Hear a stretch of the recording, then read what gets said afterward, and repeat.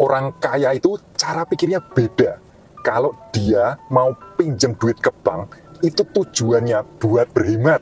Nah, kalau kamu kepingin belajar cara pikir orang kaya, tonton video ini sampai habis. Jangan lupa di-save. Jadi ceritanya ada satu orang pengusaha yang luar biasa kaya di kota New York. Satu hari dia parkir mobil Ferrari-nya ke depan sebuah bank, terus masuk dan menemui salah satu stafnya. Dia bilang sederhana, saya butuh uang $5.000. Bisa nggak bank pinjami duit saya $5.000? Terus si staf bank tersebut bilang, bisa pak, tapi harus ada jaminannya. Orang kaya itu berpikir sejenak, oke, ini kunci mobil Ferrari saya ada di luar sana, bisa nggak? Si stafnya kan bingung. Terus dia masuk ke dalam, dia tanya manajernya.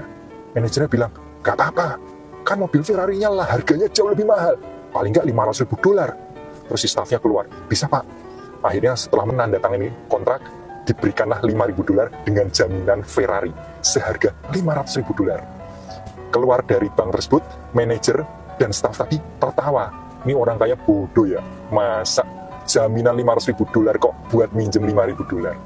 Singkat cerita, 2 minggu kemudian orang kaya tersebut balik dan mengembalikan $5.000 plus bunganya.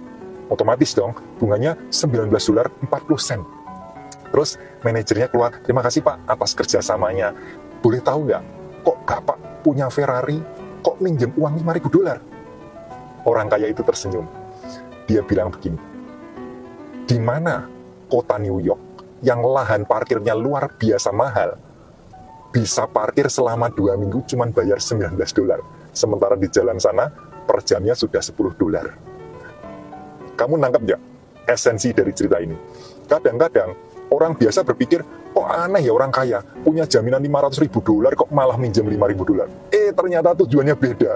Si orang kaya tersebut sengaja nitipin mobil Ferrari-nya yang mahal itu di lahan parkir bank hanya dengan membayar bunga yang sangat murah sekali, $19.40. Nah, orang kaya itu memang mengambil kredit hanya untuk mengembangkan bisnisnya atau usaha-usaha yang produktif.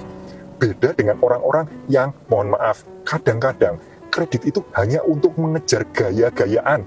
Contohnya, penghasilan pas-pasan, kok beli iPhone seri terbaru dan kredit pula. Nah, ini yang seringkali kita harus belajar cara pikir gimana caranya kita bisa menggunakan kredit dengan bijaksana. Sudah banyak contohnya kalau kita tidak bijaksana dalam mengambil kredit, ujung-ujungnya yang ada malah buntung karena kita terlilit hutang dan harus terpaksa kerja mati-matian hanya untuk membayar cicilan setiap bulannya. Mudah-mudahan cerita ini bermanfaat. Kalau bermanfaat, bagiin ke teman-teman.